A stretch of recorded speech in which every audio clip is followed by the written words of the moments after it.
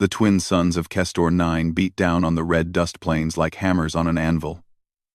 Marcus Webb wiped the sweat from his forehead and checked the water pressure gauge one more time. Everything looked normal at Pump Station 7. But something felt wrong. He had been working as a water engineer on this frontier settlement for 3 years now. The job was simple enough. Keep the purification systems running, maintain the underground pipes, and make sure everyone had clean water to drink.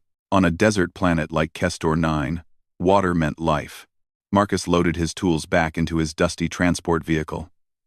The settlement was 12 miles away, and he wanted to get back before dark. These outer regions were not safe anymore.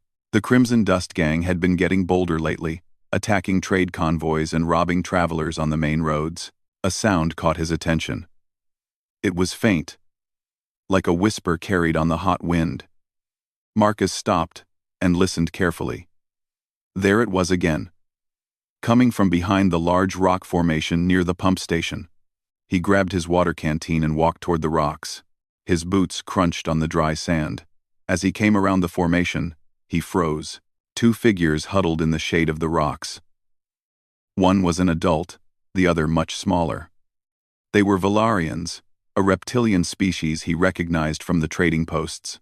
Their scales, normally a vibrant blue-green color, looked dull and gray. Cracks ran along their skin like dried riverbeds. The larger Valarian, a female, raised her head weakly. Her eyes were glazed with pain and desperation. She clutched the smaller one, a child, close to her body. "Please," she whispered in broken Galactic Common. "Water. My daughter, please." Marcus knelt down quickly. He had seen dehydrated Valarians before at the medical center. Their species needed water every 8 hours, or their bodies began to shut down. These two looked like they had gone much longer than that. He opened his canteen and handed it to the mother. She took it with shaking hands and held it to the child's mouth first. The little one drank in small, desperate sips. "What happened to you?" Marcus asked gently. The mother drank after her daughter finished. Color began to return slowly to her scales. "Crimson dust. They attacked our transport 2 days ago, killed everyone. We ran, we hid." Her voice broke. "I am Thesika. This is Kessa, my daughter. The bandits, they search for survivors, for ransom. We saw them kill a coalition inspector who was traveling with us. They cannot let witnesses live." Marcus felt his stomach tighten. A coalition inspector meant this was bigger than simple robbery. This was murder and cover-up. Anyone who helped these two would become a target. A familiar sound reached his ears. Hoverbikes. Multiple engines, growing louder. "They come," Thesika gasped, pulling Kessa closer. "Every day they search. Please, do not let them find us. They will kill her." Marcus made his decision in less than a second. He had spent 3 years avoiding trouble, keeping his head down, staying out of other people's problems. But looking at the terrified child in her mother's arms, he knew he could not walk away. "Follow me, quick." He led them to the pump station entrance and pulled open the heavy metal door. Inside, the air was cooler. Machinery hummed steadily. He took them down a narrow stairway into the underground maintenance tunnels. "Stay here. Do not make any sound, no matter what you hear." He closed the tunnel door just as the hoverbikes pulled up outside. Marcus walked out of the pump station, wiping his hands on a rag like he had been working on the equipment. 5 bikes circled the station. The riders wore red bandanas and carried weapons openly. The leader, a large Kren with gray-blue skin and tusks, stopped his bike directly in front of Marcus. "Human, you work here?" The Kren's voice was rough like gravel. "Yes, sir. Water engineer. Just doing my maintenance check. I am Vex. You see any lizards around here?" 2 of them. Female and a small one. Marcus kept his expression neutral. "Lizards? You mean Valarians?" "No, sir. I have not seen anyone out here. Just me and the pumps." A human wearing gang colors stepped forward. He was thin with sharp features and suspicious eyes. "You sure about that, friend? We have been tracking them. Trail leads right to this area. I have been here since morning, Pike, Marcus said, recognizing the man from the settlement. Nobody has come by. Maybe they went around toward the canyon. There are caves that way where someone could hide. Vex studied Marcus for a long moment. His yellow eyes were cold and calculating. If you are lying, human, I will know. And I will come back. No reason to lie, Marcus said calmly. I just want to do my job and stay out of trouble. Pike walked around the pump station, scanning the area. He kicked at some rocks and checked the ground for tracks. Finally, he returned to his bike. Nothing here, Vex. Maybe he is right about the canyon. Vex started his engine. We will check there. But we are watching everyone. Human. The settlement. The stations. Everything. Those lizards cannot survive without water. Someone will help them. And when they do, we will find them. The gang roared away in a cloud of red dust. Marcus waited until the sound of their engines faded completely before he went back inside. He found Thessica and Kessa exactly where he left them. The child was crying silently, her small body shaking. Thessica held her close, whispering comfort in their native language. They are gone, Marcus said quietly. You are safe for now. Thessica looked at him with gratitude and fear mixed together in her eyes. You risked your life for us. Why? Marcus thought about that question. He thought about the people he had lost before coming to Kestor 9. The family he could not save. The mistakes that still haunted him. Because someone has to, he finally said. He brought them deeper into the tunnels, to a maintenance room with a cot and some supplies.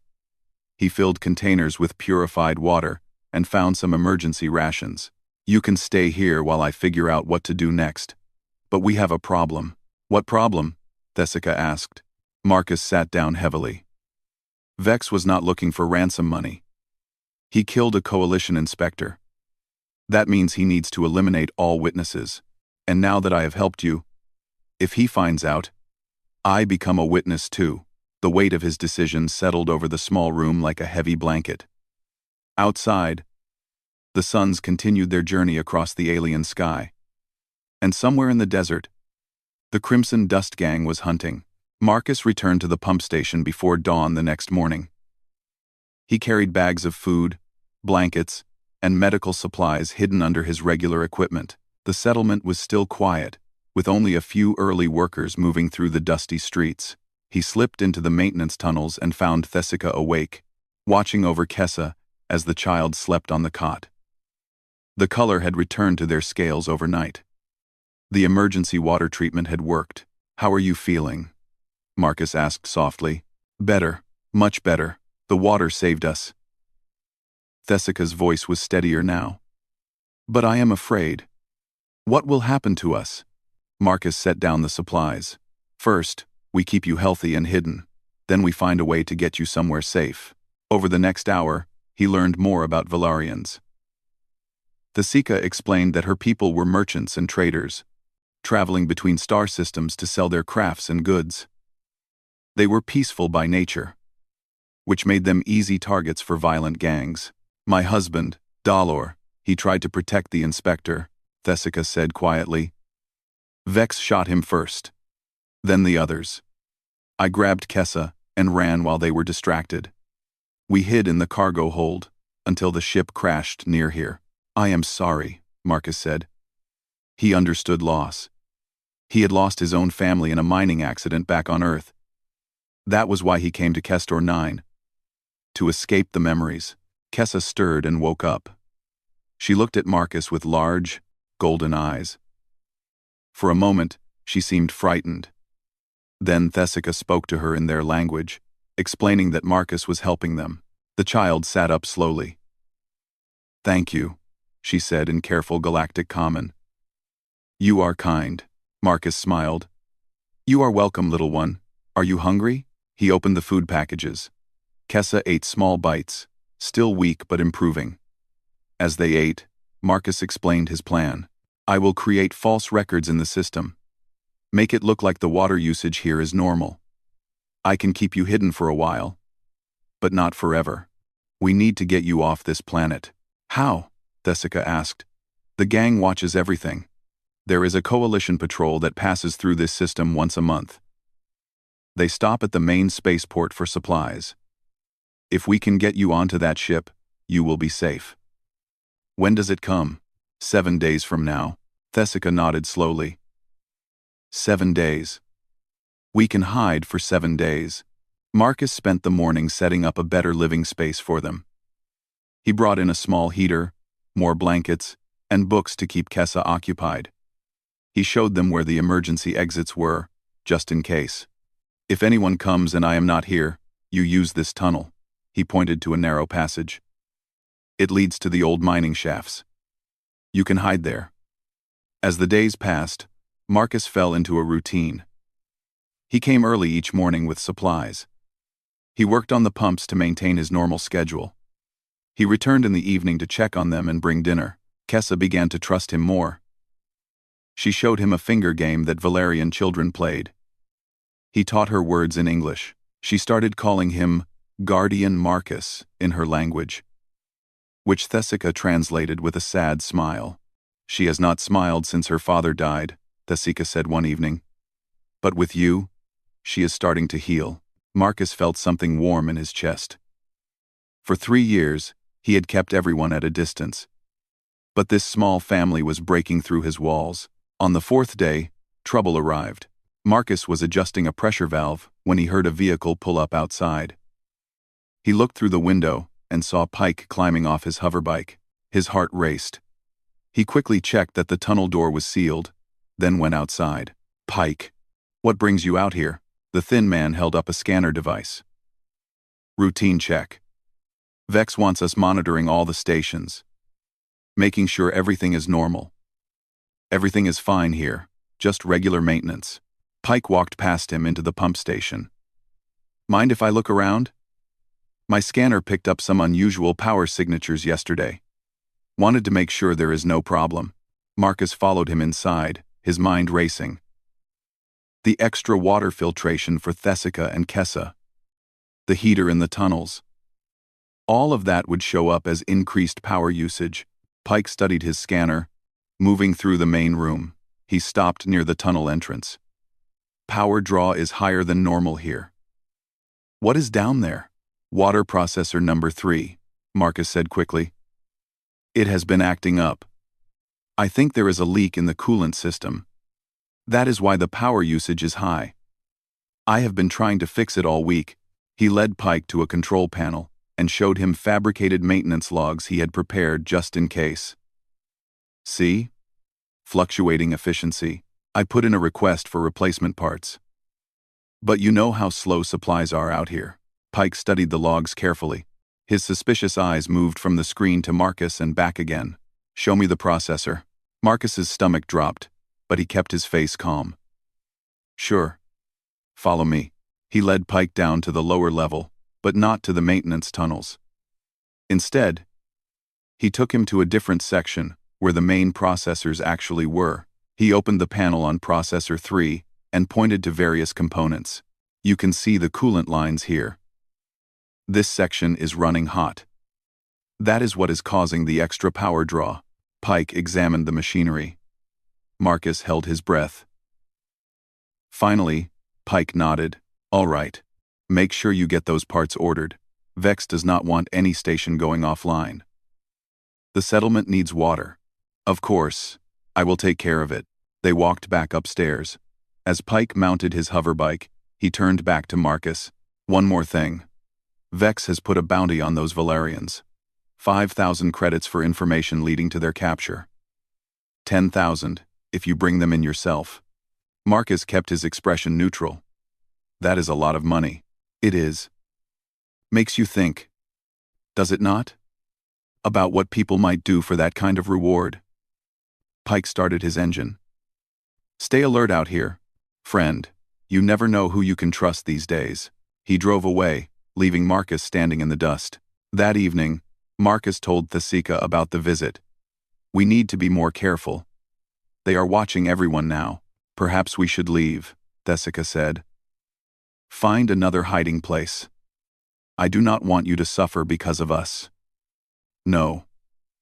This is still the safest place, and we only have 3 more days until the patrol ship arrives. Kessa tugged on Marcus's sleeve. Guardian Marcus will protect us, Mother, he promised. Marcus looked at the child's trusting face and felt the weight of responsibility settle on his shoulders. He had made a promise, even if he had not spoken it aloud. That night, after returning to his small apartment in the settlement, Marcus heard troubling news. Vex had announced new restrictions. All transport in and out of the settlement would be monitored. Anyone leaving needed approval from the gang. The trap was closing, and Marcus realized their escape might be harder than he thought. Marcus woke to a sound he did not recognize. Someone was moving outside his apartment window. He checked the time, 3 in the morning. The settlement was supposed to be quiet at this hour. He moved to the window carefully and looked out. A shadow passed between the buildings, heading toward the edge of town, toward the direction of Pump Station 7. His blood ran cold. Someone was following him. Marcus dressed quickly and grabbed his tools. He took the back route out of the settlement.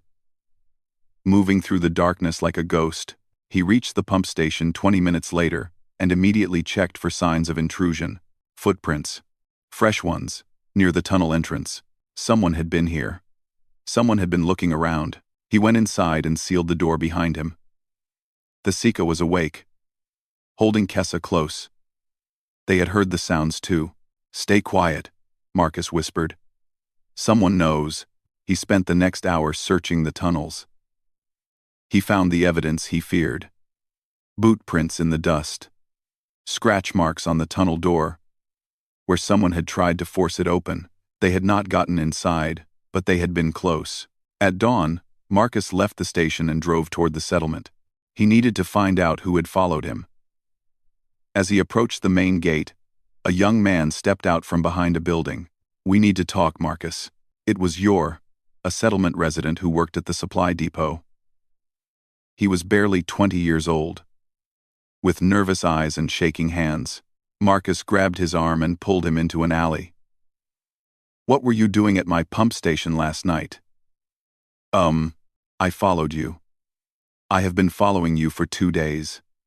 Jor looked around nervously. I know what you are hiding. I know about the Valarians. Marcus's mind raced through options. Deny everything? Threaten him? By his silence? Are you going to turn them in for the bounty? Marcus asked quietly. No. Jor said quickly. I would never. I hate Vex and his gang. They killed my sister 6 months ago. She refused to join them. So they made an example of her. The pain in the young man's eyes was real. Marcus released his arm. Then what do you want? I want to help. I want to hurt them any way I can. And if that means helping you save those people, then that is what I will do. Marcus studied him carefully. Trust was dangerous on Kestor 9. But he was running out of options. The Coalition patrol ship arrives in 3 days, Marcus said. We need to get them onto that ship. But with the new restrictions, I do not know how. Jor nodded. I work at the supply depot. I load cargo onto transports all the time. There is a water shipment scheduled to leave for the main spaceport tomorrow. I could hide them in the cargo containers. That is too risky. The gang checks everything now. Not if we create a distraction, something big enough to pull their attention away from the depot. Marcus thought about it. A distraction could work, but it would need to be convincing. They spent the next hour planning. Jor would prepare the cargo containers. Marcus would create the distraction at the Eastern Canyon, making the gang think the Valarians had been spotted there. While the gang investigated, Jor would smuggle Thessica and Kessa to the spaceport. It could work, Marcus said finally. But if we are caught, they will end us. I know. But I am tired of living in fear. My sister died fighting them. I want to finish what she started. That evening, Marcus explained the plan to Thessica. She listened carefully, her face showing both hope and fear. It is dangerous, she said, for all of you. Everything is dangerous now, Marcus replied. But this is our best chance. Kessa looked up at him with her golden eyes. Will we really be safe, Guardian Marcus? He knelt down beside her. I will do everything I can to make sure you are. I promise. The child reached into a small pouch she carried and pulled out a smooth, blue stone. It glowed faintly in the dim light. This is a family stone, Kessa said. Valarians give them to family members for protection. You are family now, Guardian Marcus. So you should have this. Marcus felt a lump in his throat. He took the stone carefully. I will keep it safe. Just like I will keep you safe. Arr. The next morning, they put the plan into action. Marcus drove to the eastern canyon before dawn and planted false evidence. Torn fabric from Valarian clothing. Footprints leading into the caves. A discarded water container. Then he went to the settlement and casually mentioned to a gang member that he had seen movement near the canyon while checking the outer pumps. Within an hour, Vex had mobilized half his gang to search the canyon. Marcus watched them leave, then signaled Jor that the coast was clear. Jor brought a covered transport to the pump station. They carefully loaded Thesika and Kessa into a modified water container with air holes and padding. It was cramped and uncomfortable, but it would hide them from casual inspection. Remember, stay completely quiet, Jor told them. The trip to the spaceport takes 2 hours. I will get you there safely. Marcus squeezed Thesika's hand. Trust him. Trust the plan. The transport pulled away, carrying precious cargo toward freedom. Marcus watched it disappear down the road, then headed toward the canyon to maintain his cover story. He arrived at the canyon to find Vex and his gang searching the caves. Pike spotted Marcus and walked over. You said you saw them here? I saw movement. Could have been them. Could have been desert animals. I am not sure. Pike's suspicious eyes studied him. Funny how you keep being involved in things related to these Valarians. First at your station. Now here. I am just trying to help. The Coalition wants them found too, right? The Coalition wants them alive. Vex wants them dead. There is a difference. Before Marcus could respond, one of the gang members shouted from inside a cave. Everyone ran toward the sound. Marcus followed, his heart pounding. Had they found something? Had his false trail failed? The gang member emerged holding the piece of fabric Marcus had planted. Found this in the back of the cave. It is fresh. They were here recently. Vex studied the fabric, then looked at the cave entrance. They are hiding in these caves. Seal all the exits. We search every tunnel. They cannot have gone far. As the gang spread out to search, Pike pulled Marcus aside. Where is your friend Jor today? He usually works at the depot, but I heard he called in sick. Marcus felt ice in his veins. I do not know. I am not his keeper. Pike smiled coldly. Strange timing, is it not? The day we are all distracted out here, and Jor is not at work. Makes me wonder what he might be doing. He pulled out a communicator and called someone. Check the depot. See if any transports left for the spaceport this morning. Marcus's carefully constructed plan was falling apart. Pike had seen through the distraction. And now, Jor, Thesika, and Kessa were driving straight into danger with no way to warn them. Pike watched Marcus's face and smiled wider. You really should have stayed out of this, Marcus. Now everyone pays the price. Number first, AC, Pike's communicator crackled to life. A voice came through, tinny and distant. Boss, we checked the depot logs. One water transport left for the spaceport 2 hours ago. Driver was Jor. Pike looked at Marcus with triumph in his eyes. Well, looks like your friend is making a special delivery today. Marcus kept his face neutral, but his mind was racing. Jor had a 2-hour head start. The spaceport was 3 hours away by normal routes. If Pike sent bikes now, they might still catch him. Vex! Pike called out. Forget the caves. The Valarians are in a transport heading to the spaceport. We need to move now. Vex emerged from the cave, fury written across his face. Which route? Main highway.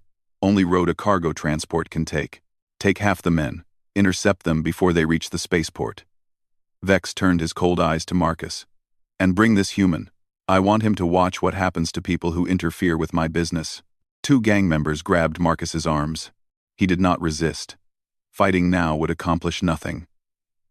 He needed to think, to find a way to warn Jor. They threw him onto the back of a hoverbike. Pike drove, and the gang roared down the canyon road toward the highway. The wind tore at Marcus's face as they accelerated to dangerous speeds. His mind worked frantically. The main highway had checkpoints. Maybe Jor would see the gang coming and turn around. Maybe he would find a place to hide. Maybe there was still a chance. But deep down, Marcus knew the truth. The desert highway offered no cover. No escape routes. Jor was trapped. They reached the highway and headed toward the spaceport. The flat, empty road stretched ahead like a ribbon through the red sand. In the distance, Marcus could see a dust cloud. The transport. "There!" Pike shouted. "Push harder!" The gang bikes accelerated. The distance closed rapidly. Marcus could see the transport now, moving as fast as its heavy frame allowed. But it was no match for the hoverbikes. They surrounded the transport within minutes. Vex pulled alongside the driver's window, weapon drawn. "Stop the vehicle, now!" Jor looked terrified but kept driving. He knew stopping meant death. Vex fired a warning shot that shattered the side mirror. "Stop, or the next one goes through your head." The transport began to slow. Marcus felt desperation claw at his chest. This could not be how it ended. Not after everything. The transport stopped in the middle of the highway. Vex and his men climbed off their bikes, weapons ready. Pike dragged Marcus forward. "Open the cargo area," Vex commanded. Yor climbed out slowly, hands raised. His face was pale, but his eyes showed defiance. "There is nothing in there but water containers. Then you will not mind if we look." 2 gang members opened the rear doors. Rows of large water containers filled the cargo space. They began checking each one, opening lids and looking inside. Marcus's heart sank. It was only a matter of time. One of the gang members stopped at a container near the back. "This one is sealed differently, and it is lighter than the others." "Open it," Vex ordered. The gang member pried open the lid. Inside, huddled together in the cramped space, were Thessica and Kessa. The child was crying silently. Thessica held her close, her scales pale with fear. Well, Vex said with a cruel smile. "The missing lizards. You two have caused me a lot of trouble." He grabbed Thessica by the arm and pulled her out of the container. Kessa screamed and reached for her mother. Another gang member grabbed the child. "Please," Thessica begged. "Let my daughter go. I am the witness you need to silence. She is just a child. She knows nothing. She saw too much. You both did." Vex raised his weapon. "Wait," Marcus shouted. He pulled free from the gang member holding him and stepped forward. "You wanted witnesses eliminated, right? Well, here is another one. I helped them. I hid them. I planned this escape. If you are going to end someone, start with me." Vex turned slowly to face Marcus. "Oh, I plan to eliminate you too, human. Do not worry. But first, you get to watch these two die. That is your punishment for interfering." Pike grabbed Marcus's arms again, holding him in place. Marcus struggled, but it was useless. Vex aimed at Kessa. The child looked at Marcus with those trusting golden eyes, and he felt his heart breaking. Then everything happened at once. A low rumble echoed across the desert. The ground began to shake. Small rocks bounced on the highway surface. "What is that?" one of the gang members asked nervously. The rumble grew louder. Marcus realized what was happening. Before leaving the pump station that morning, he had set the water processors to overload. It was his backup plan, a last resort to create chaos if everything went wrong. The aquifer system beneath them was under massive pressure, and it was about to blow. "Run," Marcus shouted.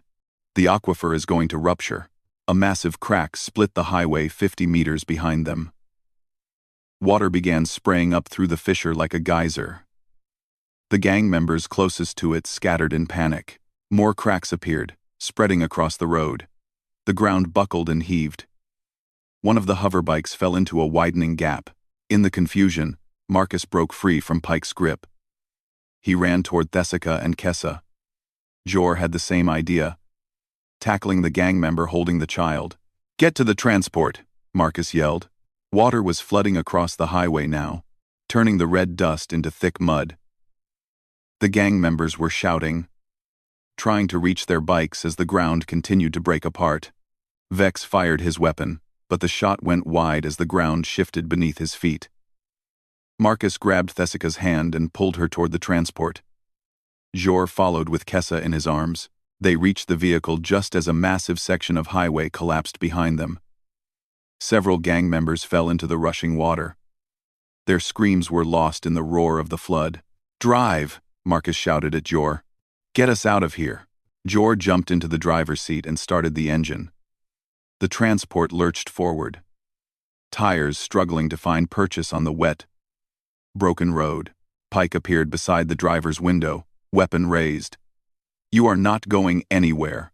Before he could fire, a wall of water hit him from the side, sweeping him off his feet. The transport accelerated, leaving the chaos behind. Marcus looked back through the rear window. Vex stood in the middle of the flooding highway, soaked and furious, but unable to pursue. His bikes were scattered or destroyed. His men were struggling to survive the rushing water. "We did it," Jor said in disbelief. "We actually did it." But Marcus knew better. They had escaped this trap, but Vex was still alive. And a man like that never forgot. The transport raced toward the spaceport, leaving the flooded highway behind. Water dripped from the vehicle's frame. Inside, Thessica held Kessa close, both of them shaking from fear and relief. "How far to the spaceport?" Marcus asked. Jor checked the navigation system. 30 minutes, maybe less if I push it." Marcus looked back through the rear window. The highway behind them was empty for now. But he knew Vex would not give up. The gang leader had other vehicles, other routes. This was not over. "The Coalition patrol ship," Marcus said. "When does it arrive?" "It landed an hour ago," Jor replied. "They usually stay for 4 hours to refuel and resupply." Marcus checked his watch. That gave them a narrow window. If they could reach the spaceport and get Thessica and Kessa onto that ship, they would be safe. The Coalition would protect them, but first they had to survive the next 30 minutes. Kessa looked up at Marcus with wet eyes. "Guardian Marcus, I am scared." He knelt beside her in the moving transport. "I know, little one, but we are almost safe. Just a little longer." The child reached into her pocket and pulled out something small. It was the blue family stone she had given him earlier. "You dropped this when the ground broke." "I picked it up for you." Marcus took the stone and felt warmth spread through his chest. Despite everything, this brave child was thinking about him. "Thank you, Kessa. You are very brave. My father used to say that being brave does not mean you are not scared. It means you keep going even when you are scared." Thessica's eyes filled with tears. Yes, that is exactly what he would say. The spaceport appeared on the horizon. A collection of buildings and landing platforms rising from the desert.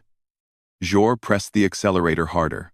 "Almost there," he said. Then Marcus saw dust clouds behind them, 3 hoverbikes, moving fast. Vex had found another route. "We have company," Marcus said grimly. Jor looked in the mirror and cursed. "They are faster than us. They will catch up before we reach the gate." Marcus thought quickly. The spaceport had security, but it was minimal. Just enough to check cargo and process passengers. They could not count on guards to stop Vex. "When we get to the gate, do not stop," Marcus said. "Drive straight through to the Coalition ship. They cannot attack us near a Coalition vessel." "What about the security barrier?" "Ram through it if you have to. This transport can take it." The hoverbikes were gaining. Marcus could see Pike on one of them, with Vex on another. The third rider was a gang member he did not recognize. They opened fire. Bullets pinged off the back of the transport. Jor swerved, trying to make them harder to hit. "Hold on," Jor shouted. The spaceport gate was ahead. Two guards stepped forward, raising their hands to signal the transport to stop. Jor did not slow down. "Move!" Jor yelled out the window. The guards dove aside as the transport crashed through the security barrier. Alarms began blaring. The hoverbikes followed close behind, ignoring the shouting guards. The Coalition patrol ship stood on landing platform 3, its white and blue hull gleaming in the sunlight. Coalition peacekeepers in uniform were loading supplies. Jor drove straight toward the platform. The hoverbikes spread out, trying to cut them off. Vex pulled alongside the driver's window. He aimed his weapon at Jor's head. "Stop now, or I end you." Marcus made a split-second decision. He opened the side door of the moving transport and jumped. He hit the ground hard, rolling through the dust and pain, but he managed to grab onto the back of Vex's hoverbike as he rolled. The bike swerved wildly. Vex tried to shake Marcus off while maintaining control. They crashed into a stack of cargo containers. Marcus tumbled free, his body aching. Vex climbed off the damaged bike, weapon in hand. "You just will not quit, will you, human?" "Not when it comes to protecting innocent people," Marcus said, getting to his feet. Behind them, the transport reached the Coalition ship. Jor was helping Thessica and Kessa out of the vehicle. Coalition peacekeepers rushed toward them, alerted by the commotion. Pike and the third gang member tried to intercept, but the peacekeepers drew their weapons. "Stand down," a Coalition officer commanded. "This is Coalition territory. Lower your weapons." Pike hesitated, then dropped his gun. The third gang member did the same. They knew they could not fight the Coalition, but Vex had nothing to lose. He aimed at Kessa, who was visible near the ship ramp. "If I cannot have them, nobody can." Marcus threw himself at Vex just as the gang leader fired. The shot went wide, hitting the ground near Kessa's feet. Marcus and Vex crashed to the ground, fighting for control of the weapon. Coalition peacekeepers ran toward them. "Drop the weapon, now!" Vex struggled to aim at Marcus, but the peacekeepers were faster. Two of them tackled Vex, pinning him to the ground. They secured his hands and confiscated his weapon. Marcus lay on the ground, breathing hard. Everything hurt, but they had won. A Coalition officer helped Marcus to his feet. "Sir? Are you all right? What is happening here?" Marcus pointed to Thessica and Kessa. "Those two are witnesses to the murder of Coalition Inspector Tavik. This gang killed him to cover up their criminal operations. They have been hunting these witnesses for days." The officer's expression hardened. "Inspector Tavik was reported missing 3 weeks ago. You are saying these people know what happened to him?" "Yes. And I have evidence at Pump Station 7. Communication logs. Witness testimony. Everything you need." Within minutes, the situation transformed. More Coalition personnel arrived. They arrested Vex, Pike, and the other gang members. They took statements from Thessica, Marcus, and Jor. A senior Coalition officer thanked Marcus personally.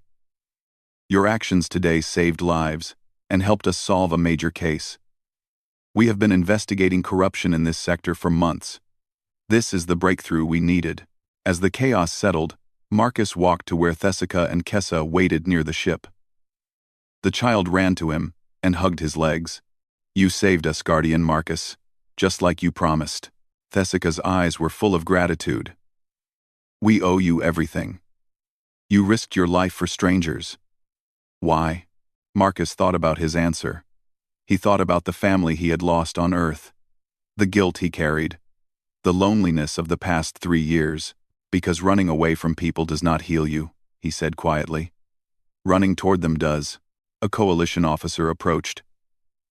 "The ship leaves in 20 minutes. We will take these two to Valerian space under full protection. They will be safe." Thessica took Marcus's hands. "Come with us. Visit our homeworld. You will always have a home with our people." "I cannot. Not yet. There is still work to do here. The settlement needs someone to stand up to the corruption. Jor and I can start that." Kessa pulled the blue family stone from Marcus's pocket. "Keep this, so you remember you have family now. Even far away." Marcus knelt and hugged the child. I will never forget you, little one. Be brave. Be kind. Make your father proud. The boarding call sounded. Thesika and Kessa walked up the ramp, turning back one last time to wave. Marcus waved back, watching until they disappeared inside. Jor stood beside him. What happens now? Marcus looked at the settling dust, the arrested gang members, the coalition officers taking control of the spaceport. Now we rebuild. The settlement deserves better than fear and corruption. Your sister deserved better. We owe it to them to finish what we started. The coalition ship's engines roared to life.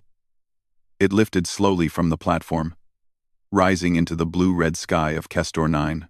Marcus watched it go, one hand wrapped around the warm family stone in his pocket. For the first time in 3 years, he felt something he thought he had lost forever: hope. 6 months later, Marcus received a message on his communication terminal. It was from Thesika. She and Kessa were safe on their homeworld. The investigation had exposed a corruption network spanning multiple systems. Dozens of criminals had been arrested, and she wanted Marcus to visit. To meet the family that now considered him one of their own. Marcus looked around his rebuilt pump station. The settlement was different now. Free. The people had found their courage. Inspired by one human who chose to help instead of hide, he smiled and began packing his bags. It was time to stop running from his past. Time to embrace the future. Time to go home.